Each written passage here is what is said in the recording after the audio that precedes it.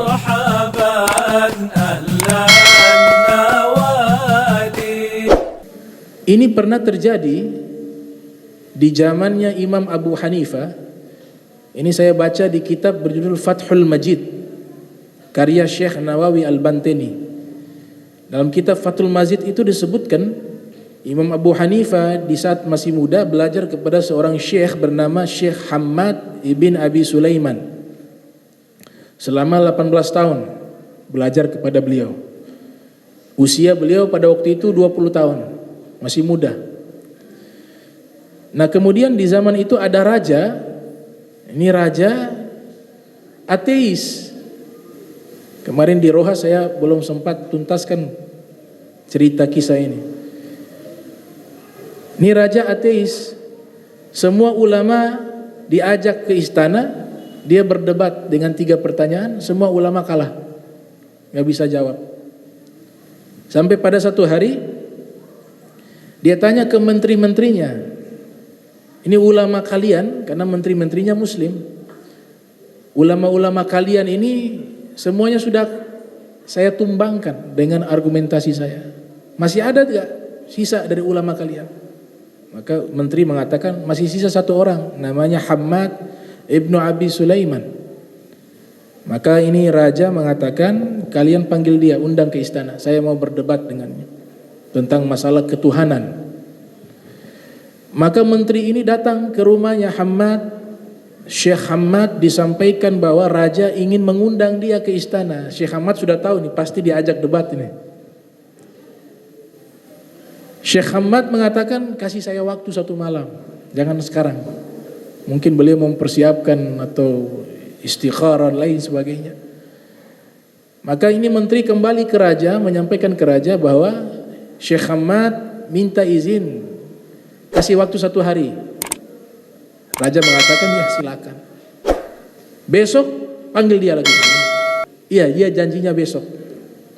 Dia minta waktu 1 malam ini atau 1 hari ini untuk dia menimbang-nimbang, untuk dia berpikir. Baik, kata raja. Ternyata Hammad ibn Abi Sulaiman dalam keadaan di waktu malam tidur tidak tenang, karena berpikir besok harus hadapi ini raja yang mulhid. Akhirnya bermimpi. Dia mimpi dia lihat satu rumah besar. Di dalam rumah itu ada tumbuh-tumbuhan yang indah, ada yang menumbuhkan buah-buahan. Kemudian tiba-tiba ada babi muncul. Babi memakan semua tuh pohon-pohon yang indah, tumbuh-tumbuhan yang indah itu. Hanya menyisakan 1 ranting saja. Setelah babi memakan semua tumbuh-tumbuhan yang indah di dalam rumah indah tersebut, tiba-tiba muncul singa. Singa ini menelan babi. Sampai di situ mimpinya ia terbangun dari tidurnya. Maka dalam hatinya ini entah kenapa dia bilang, oh sudah, saya mampir saja kepada rumah murid saya. Karena Abu Hanifah itu sering mengganti posisi beliau, karena cerdas. Kalau beliau tidak hadir mengajar, yang ganti Imam Abu Hanifah. Dari Abu Hanifah masih muda, usia 20 tahun. Datang ke rumah Imam Abu Hanifah. Besok harinya, ketika masuk ke rumah Abu Hanifah, Imam Abu Hanifah melihat wajah sang guru ini kayak wajah sedang cemas, sedang berpikir sesuatu yang berat. Maka Imam Abu Hanifah bertanya, wahai Syekh, ada masalah? Saya lihat dari raut wajah. Maka sang guru mengatakan, ini hari ini saya harus ke istana raja ateis. Dan dia sudah mengalahkan seluruh ulama di dalam berdebat tentang masalah ketuhanan. Kemudian yang kedua, saya mimpi buruk tadi malam. Kata Imam Abu Hanifah, mimpi apa? Wahai Syekh, tolong jelaskan mimpinya. Alhamdulillah saya diberikan oleh Allah satu ilmu, yang dimana ilmu tersebut saya mampu mentakwil mimpi. Kata Imam Abu Hanifah. Maka sang Syekh menceritakan mimpinya. Ya, sebagaimana yang tadi sudah dijelaskan. Kata Abu Hanifah, ini takwilannya adalah, wahai guru, ranting yang tersisa 1 itu adalah engkau. Semua pohon-pohon, buah-buah itu semua sudah dimakan oleh babi. Nah, babinya itu raja itu. Semuanya sudah ditumbangkan dalam argumentasi. Maka tersisa engkau saja. Satu ranting itu adalah engkau. Babinya ini adalah raja. Adapun singa yang menelan babi tersebut itu adalah saya. Keren, ya? Singa itu adalah saya. Jadi ajak saya ke istana, biar saya yang hadapi raja tersebut. Maka sang guru mengatakan, baik, sekarang kita pergi. Wah, sudah lega. Nah, ini dia menghadapi raja mulhid sampai ke istana. Imam Abu Hanifah memegang sendal sang guru karena beliau masih memposisikan diri beliau sebagai murid, walaupun mungkin ilmunya pada saat itu lebih tinggi dari sang guru. Tapi begitulah akhlak para ulama, tidak pernah merasa hebat dengan ilmunya, walaupun dia sudah bisa melebihi sang guru, tapi inilah guru yang pernah mengajar, tetap dia jadikan sesuatu yang di atasnya selama-lamanya, tidak pernah diletakkan di bawah. Sama seperti orang tua, selamanya anak itu dia tetap bodoh di hadapan orang tuanya. Mentang-mentang baru pulang ceramah terus orang tua, ini hadis berkata begini, ini tidak boleh, haram, ya. Gak berkah itu ilmu. Abu Hanifah, ibunya tidak pernah terima jawabannya, penjelasannya. Tidak pernah ibunya bertanya kepada Abu Hanifah tentang satu masalah agama. Kalau Abu Hanifah jelaskan, salah itu, salah. Tanya ke ulama fulan, padahal ulama fulan itu muridnya Abu Hanifah. Hanya datang ke rumah sang murid kaget, ini ada Abu Hanifah. Abu Hanifah sudah diam, pura-pura tidak tahu. Kata ibunya Abu Hanifah, saya mau bertanya masalah agama. Dia tidak tahu di rumahnya ini gurunya. Oh silakan, kata ulama tersebut. Menatap Abu Hanifah izinkan. Ajib, jawab. Kemudian sang ibu bertanya, ini pertanyaan seperti ini. Muridnya Abu Hanifah menjawab, padahal sama jawabannya. Nah ini baru betul. Kamu punya penjelasan tadi salah. Ini betul. Padahal sama jawabannya. Nah itu Abu Hanifah menempatkan akhlak di atas ilmu. Al-akhlak fauqal ilm. Akhlak di atas ilmu. Ilmu setinggi apapun kalau tidak akhlak, memiliki akhlak yang baik, akan rusak itu ilmu. Makanya Imam Syafi'i waktu belajar kepada Imam Malik memberikan wasiat kepada Imam Syafi'i, ya Muhammad, ij'al ilmaka milha waj'al adabaka daqiqa. Wahai Muhammad, jadikan ilmu kamu seperti garam dan akhlak dan adabmu jadikan seperti tepung. Itu wasiat daripada Imam Malik. Nah, Abu Hanifah sampai masuk ke dalam. Ini raja dengan sombongnya. Lihat kedatangan Abu Hanifah dengan sang guru. Abu Hanifah memegang sendalnya.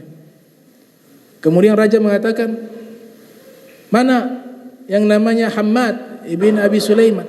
Pasti yang ini, yang tua. Abu Hanifah mengatakan, wahai raja, jangan kau hadapi guru saya, hadapi saya dulu. Kata raja, kamu masih muda, bisa apa? Masih anak-anak, ini ulama yang sudah sepuh, semuanya tidak mampu menjawab pertanyaan saya. Apalagi hanya kamu anak kecil. Kata Abu Hanifah, coba dulu hadapi saya. Silakan kau bertanya, apa pertanyaanmu? Saya akan jawab, kata Abu Hanifah. Raja mengatakan, baik. Pertanyaan pertama, Allah itu ada. Tapi kenapa kalian mengatakan Allah tidak bertempat? Sesuatu yang ada pasti punya tempat. Abu Hanifah jawab, jawabannya ada di dalam dirimu. Jawabannya ada di dalam dirimu. Apa? Kau hidup itu ada ruh tidak? Ada ruh, saya hidup. Kalau tidak ada ruh, saya akan mati. Yang ingin saya tanya, di mana letak ruhmu? Apakah di akal? Apakah di perut? Di mana letaknya? Raja tidak bisa jawab. Kemudian Abu Hanifah menambah lagi argumentasinya. Kebetulan waktu itu ada susu, segelas susu. Susu putih, susu sapi. Abu Hanifah ambil itu susu. Wahai raja, ini apa? Kata raja, itu susu. Susu ini ada lemaknya tidak? Ada lemaknya. Sekarang lemaknya di mana? Kalau ada, dia di mana? Di tempatnya di mana? Raja tidak bisa menjawab. Kalau yang seperti ini saja tidak ada tempat dan tidak bisa dijelaskan dia di mana, bagaimana dengan Sang Maha Besar Allah Subhanahu wa taala? Jadi akidah Asy'ari menyatakan Allah ada tanpa butuh kepada tempat. Karena membutuhkan tempat, terikat dengan ruang dan waktu. Kalau terikat dengan ruang dan waktu, maka dia adalah makhluk. Yang kedua, kata raja, kalian mengatakan Allah itu ada awalnya, ya tidak ada awalnya dan tidak ada akhirnya. La awwala lahu wa la akhira lahu. Allah tidak ada awal, tidak ada akhir. Ini bagaimana untuk dilogiskan dengan pikiran? Tidak ada awal, tidak akhir, itu seperti apa? Kemudian Imam Abu Hanifah mengatakan, jawabannya ada di dalam dirimu. Itu jari jempolmu. Sebelumnya itu apa? Ini jari jempol. Sebelumnya tidak ada.